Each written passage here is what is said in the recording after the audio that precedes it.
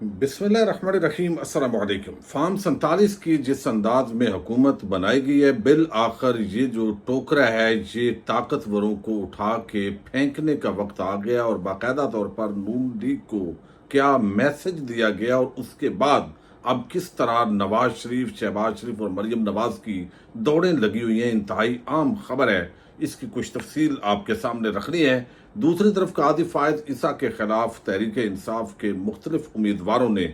درخواستیں گزشتہ روز جمع کروائی کہ وہ کسی بھی صورت تحریک انصاف کے یہ جو الیکشن ٹریبیونلز کا معاملہ ہے اس کیس سے علیحدہ ہو جائے۔ سرینا عیسیٰ پر بھی بات کی گئی، لیکن سپریم کورٹ آف پاکستان کا اس پر کیا جواب آیا ہے یہ بھی آپ کے سامنے رکھنا ہے۔ جب سے یہ پی ڈی ایم پلس ٹولے کی حکومت آئی ہے اس وقت سے پچھلے تقریباً 2 سال سے پاکستان کے اندر کس طرح اندھیر نگری چوپٹ راج ہے، درمیان میں نگران حکومت اور کاروباری طبقہ وہ کس طرح پس کے رہ گئے، اور اب فیصلہ آباد کے اندر صرف 100 کے قریب یونٹ بند کر دیے گئے ہیں، اور پاکستان کی ایک بہت بڑی جو مل ہے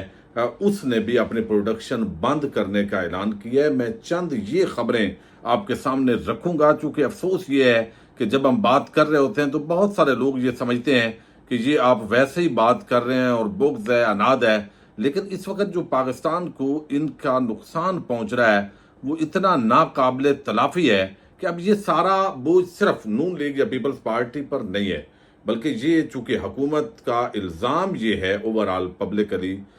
جو شواہد ہیں اس کے مطابق کہ عمران خان کی نفرت میں، بغض میں یا مخالفت کے اندر طاقتور حلقے اسٹیبلشمنٹ اس موجودہ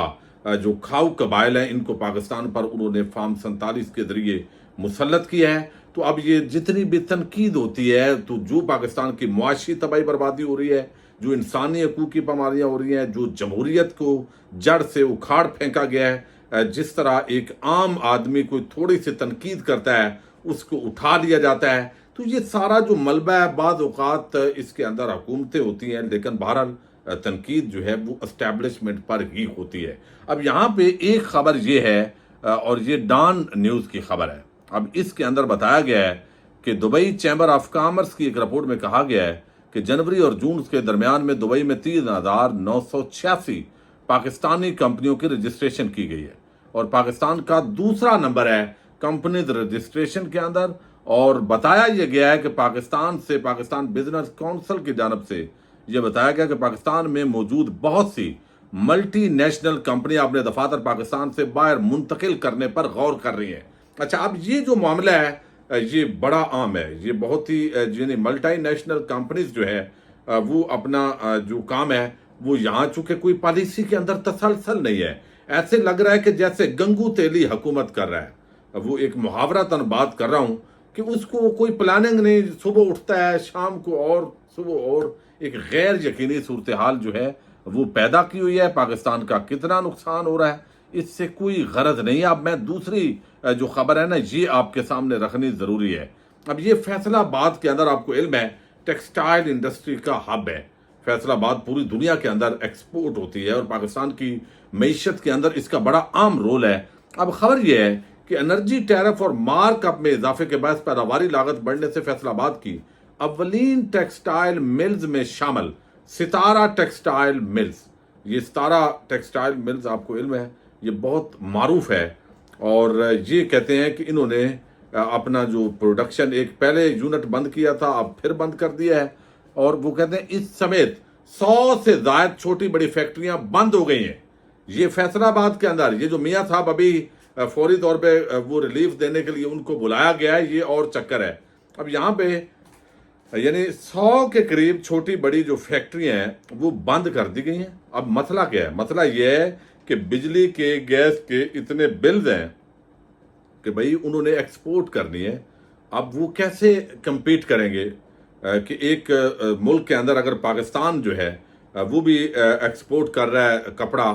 تو دوسری دنیا کے اندر بھی ایکسپورٹ ہو رہے ہیں، تو اب مسئلہ کیا ہے؟ اب ان کو دوسرے ملکوں سے اگر سستا مل رہا ہے اور یہاں کا جو تاجر ہے اس کو کاسٹ آف پروڈکشن زیادہ پڑ رہی ہے تو وہ کس طرح سستا بیچے گا؟ تو وہ جو کمپٹیشن ہے اس کے اندر سے پاکستان نکل رہا ہے اور یہ ملز بند ہو رہی ہیں۔ اب یہاں یہ نہیں ہے 100 سے زائد چھوٹی بڑی فیکٹریاں بند ہوئی ہیں۔ چودھری سلامت کہتے ہیں کہ برآمدات بڑھانے کے لیے عالمی حالات نہایت سازگار، مگر یہاں اگلے ماہ تک باقی ملز بھی بند ہو جائیں گی، یہ بتایا گیا ہے۔ حکومت ریفنڈز ادا، بجلی گیس سستی، mark up rate single digit پر لائے، سب ٹھیک ہو جائے گا۔ نہیں تو وہ کہتے ہیں کہ ٹیکسٹائل ملز میں پیداواری عمل جاری ہے، وہاں بھی پیداوار کو 40% محدود کر دیا گیا جو ابھی چل رہا ہے۔ اب وہ کہتے ہیں گزشتہ روز 1 یونٹ بند ہونے سے 900 ملازمین بے روزگار ہوئے ہیں، یہ فیصل آباد کے اندر، اس کے اندر، اور ہزاروں جو ورکرز ہیں وہ اس وقت ہو چکے ہیں۔ پاکستان ہاؤزری مینوفیکچرنگ اینڈ ایکسپورٹر ایسوسی ایشن، انہوں نے اپنی ایک پریس کانفرنس کی ہے، تو یہ اس وقت حالات ہیں۔ ہزاروں لوگوں کو، لاکھوں لوگوں کو اس حکومت نے بے روزگار کر دیا ہے، اور کوئی اگلا پلان نہیں ہے، کوئی منصوبہ بندی نہیں ہے۔ حکومت کو پتہ ہی نہیں ہے کہ یہ جو ہے وہ اس وقت دوسری طرف جو ہے وہ کروڑوں ڈالر کی جو انکم آ رہی تھی پاکستان کے اندر فری لانسنگ کے ذریعے، اس کو بند کر دیا ہے۔ یعنی فائر وال بس ضروری ہے، پاکستانی قوم ضروری ہے یا نہیں ہے، وہ آپ دیکھ لیں اس کی کیا ترجیحات ہیں۔ اچھا، اب دوسری طرف جو ہے وہ قاضی صاحب کی عدالت کے اندر پہلے یہ ہوتا تھا کہ سپریم کورٹ آف پاکستان کے جو ججز ہیں یا ہائی کورٹ کے ججز، حتیٰ کہ ماتحت عدالتوں کے جو ججز ہیں، ان پر کسی کو، کوئی فریق کو اگر اعتراض ہوتا تھا تو یقینی طور پر وہ جو اعتراض ہے اس کو دیکھا جاتا تھا، کنسیڈر کیا جاتا تھا، اور پھر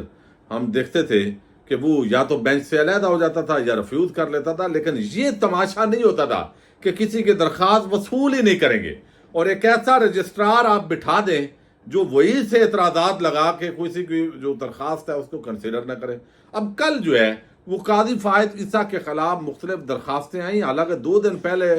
علیمہ خان اور عظمہ خان جو عمران خان کی بہنیں ہیں ان کی درخواستوں کو بھی انٹرٹین نہیں کیا گیا۔ لیکن دوسری طرف اب جو کل درخواستیں دی گئی، جس کے اندر بڑا لمبا چوڑا لکھا گیا کہ قاضی صاحب بائسڈ ہیں، غیر جانبدار ہیں، ان کی جو اہلیہ ہیں وہ عمران خان سے بغض اور نفرت رکھتی ہیں، اور وہ اس پر بڑے فیصلے موجود ہیں کہ ان کو جو ہے وہ جب اس طرح کسی کی بیگم وہ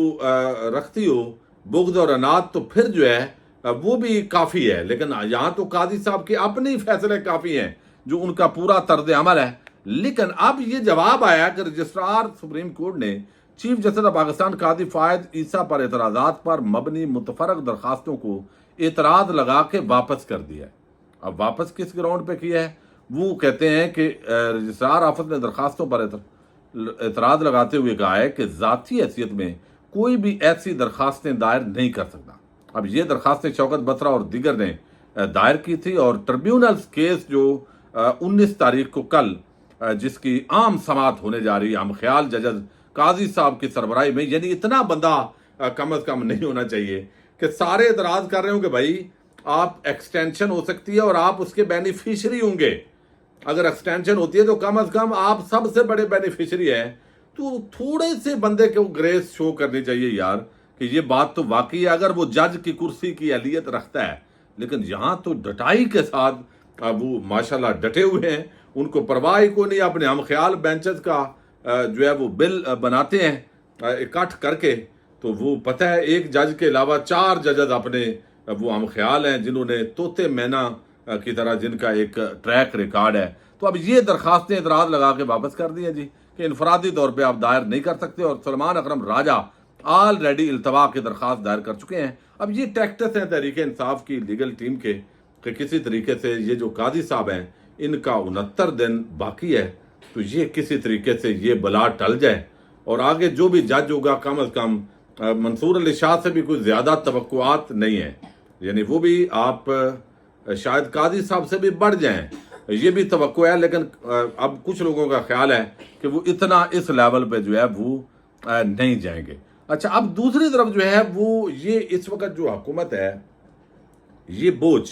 اسٹیبلشمنٹ کے لیے بڑا بھاری ہے، یہ بڑا مشکل ہے۔ ٹھیک ہے، جنرل عاصم منیر ہو یا کچھ جرنیل جن کی بات ہوتی ہے، یعنی ایک تو آپ دیکھیں کہ جو جنرل فیض حمید ہیں ان کے خلاف کس طرح لوگ کھل کے باتیں کرتے ہیں۔ فواد چودھری نے ویسے ایک بڑی پیاری بات کی ہے، اور وہ مالشی اور جو ہوتے ہیں بندے وقت کے،